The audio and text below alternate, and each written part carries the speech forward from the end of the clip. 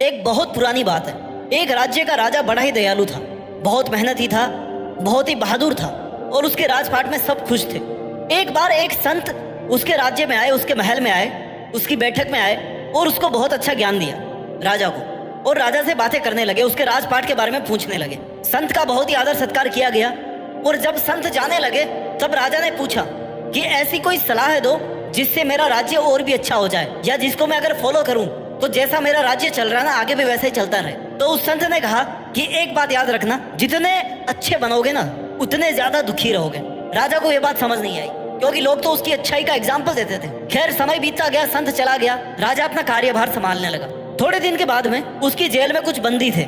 एक दिन जब वो अपनी जेल का दौरा कर रहा था तब उसने सोचा कि ये भी तो बेचारे इंसान ही है ना, जिनको मैंने कैदी बना रखा है ये भी तो बेचारे इंसान ही है ना, क्यों मैं इनकी जिंदगी बर्बाद कर रहा हूँ, क्यों मैं इनको आजाद नहीं कर देता हूँ। और ऐसा सोच करके उसने सबके सब कैदियों को आजाद कर दिया। कैदियों को और क्या चाहिए था, वो सबके सब क्रिमिनल थे, लेकिन राजा के अच्छेपन की वजह से सबके सब जेल से बाहर आ गए। और समय फिर कैसा बदला आपको बताने की जरूरत नहीं है। फिर से वही चीजें फैल गई उस राज्य में जो बहुत पहले हुआ करती थी, जहां से लेकर के राज्य आज जिस लेवल पे पहुंचा था ना उस लेवल से वापस डाउन जाने लगा। क्यों? क्योंकि क्राइम बढ़ गए, चोरी बढ़ने लगी, मारपीट बढ़ने लगी, गुंडागर्दी बढ़ने लगी। कुछ समय आने के बाद में, कुछ महीनों के बाद में राजा दुखी हो गया, उसको अपनी गलती का पछतावा हुआ। वो संत फिर से उस राज्य में आए, बोले कि राजा मैंने बोला था ना कि जितना अच्छे बनोगे उतना बुरा तुम्हारे साथ होगा, और तुम्हारे अच्छेपन की वजह से केवल तुम्हारे साथ ही नहीं बल्कि पूरे राज्य के साथ बुरा हो रहा है। राजा को अपनी गलती का एहसास हुआ और उसने प्रण लिया कि मैं इन सभी कैदियों को वापस पकड़ के लाऊंगा और कैद में डालूंगा।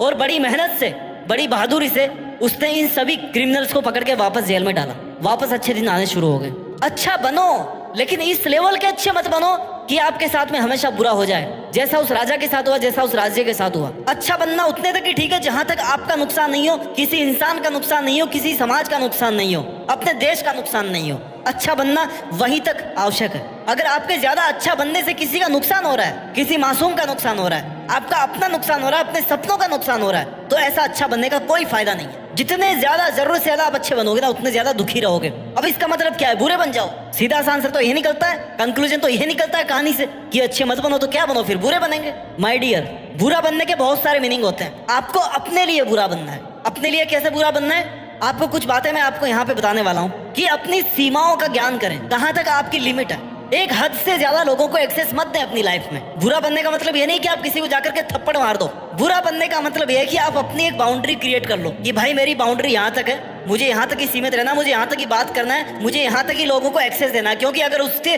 ज्यादा वो पास में आ गए, उससे ज्यादा मैंने उनको एक्सेस दे दी तो फिर मेरी शांति भंग हो जाएगी या मेरा नुकसान हो जाएगा। दूसरी बात आपको ध्यान रखनी है कि अगर सही है तो सही है, गलत है तो गलत है। सामने वाले को देख करके सही को गलत मत बताओ और गलत को सही मत बताओ। अगर सामने वाला आपसे ओहदे में छोटा है, आपसे पावर में कम है, तो उसको सही होने के बावजूद भी उसको गलत मत बताओ। और सामने वाला अगर आपसे ज्यादा पावरफुल है तो वो गलत है तो भाई गलत है। आपको अपने एथिक्स के साथ में, अपनी कोर वैल्यूज के साथ में कॉम्प्रोमाइज नहीं करना चाहिए। अगर सामने वाले को खुश रखने के लिए आप अपनी कोर वैल्यूज से कॉम्प्रोमाइज कर रहे हो ना तो आपके साथ में बुरा होने वाला है। उसके सामने अच्छा बने रहने से आपका कोई फायदा नहीं होने वाला। आपको ये समझना पड़ेगा कि आपको किसी का सहारा लेने की आवश्यकता नहीं है, आप अकेले काफी हो। लोग क्या करते हैं ना, उनकी जिंदगी में थोड़ी सी तकलीफ आई तो वो दूसरे लोगों के द्वारा मेंटल सपोर्ट लेने की कोशिश करते हैं, इमोशनल सपोर्ट लेने की कोशिश करते हैं। अच्छी बात है, इंसान हो, हक है, ऑप्शन है, लो सपोर्ट। आपको लग रहा है कि आप उससे जल्दी ठीक हो जाओगे, लेकिन यहाँ पर एक सबसे बड़ा नुकसान क्या हो जाता है, लोगों को आपकी कमियों के बारे में पता पड़ता है, आपकी लाइफ के बारे में पता पड़ता है। आप जितनी उनसे सिंपैथी ले रहे हो ना वो आप पर एहसान कर रहे हैं, आप उनका एहसान ले रहे हो। मेरा यकीन मानो, आप अकेले अपने लिए मोर देन सफिशिएंट हो। ऐसा कोई काम नहीं, ऐसी कोई मुसीबत नहीं जिससे आप नहीं निपट सको। आप अकेले इस पूरी दुनिया से बेहतर हो, क्योंकि आपको खुद के अलावा कोई ऐसा बंदा नहीं इस दुनिया में जो आपसे खुद से ज्यादा जानता हो, आपको अपने आप को समझता हो, आपकी फीलिंग्स को समझता हो, आपके गोल्स को समझता हो, आपकी पावर्स को, आपके पॉजिटिव्स को, आपका नेगेटिव्स को, आपकी लाइफ के बारे में सब कुछ जो जानता हो। आपके अलावा और कोई दूसरा बंदा नहीं हो सकता, क्योंकि आप खुद अपने पास में सबसे ज्यादा करीब हो। आपको अपनी प्राइवेसी मेंटेन करनी पड़ेगी। जितने अच्छे बनोगे, जितना अच्छा बनने के लिए लोगों के सामने अपने दुखों को गाओगे कि यार देखो उसने मेरा ऐसा कर दिया, देखो मेरी लाइफ में ऐसा चल रहा है, देखो मैं कितना अच्छा हूं, मैं तो तुम्हें सब कुछ बता रहा हूं। माय डियर, बिलीव मी, उतना ज्यादा आप दुखी रहोगे, क्योंकि चीजें बदलती है, लोग बदल जाते हैं, उनकी प्रायोरिटीज बदल जाती है, उनके मकसद बदल जाते हैं, उनके रीजंस बदल जाते हैं आपसे बात करने के, आपसे मिलने के।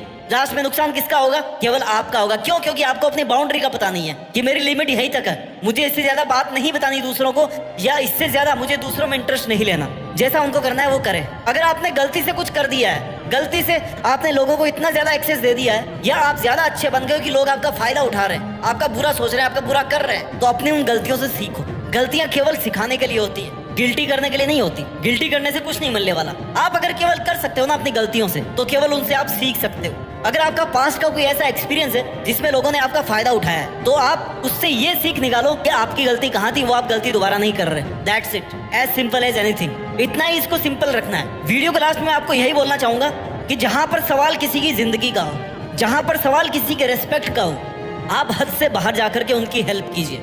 लेकिन जहां पर आपको लग रहा है कि केवल और केवल मेरा फायदा उठाया जा रहा है, केवल और केवल मैं किसी के स्वार्थ की बलि चढ़ रहा हूं, वहां से अपने कदम वापस पीछे हटा लीजिए, क्योंकि सबसे बड़े इंसान आप ही होंगे जिसका सबसे ज्यादा नुकसान होगा। लेकिन अगर आपको लग रहा है कि किसी जरूरतमंद की हेल्प करना चाहिए, क्यों? क्योंकि वो डिजर्व करता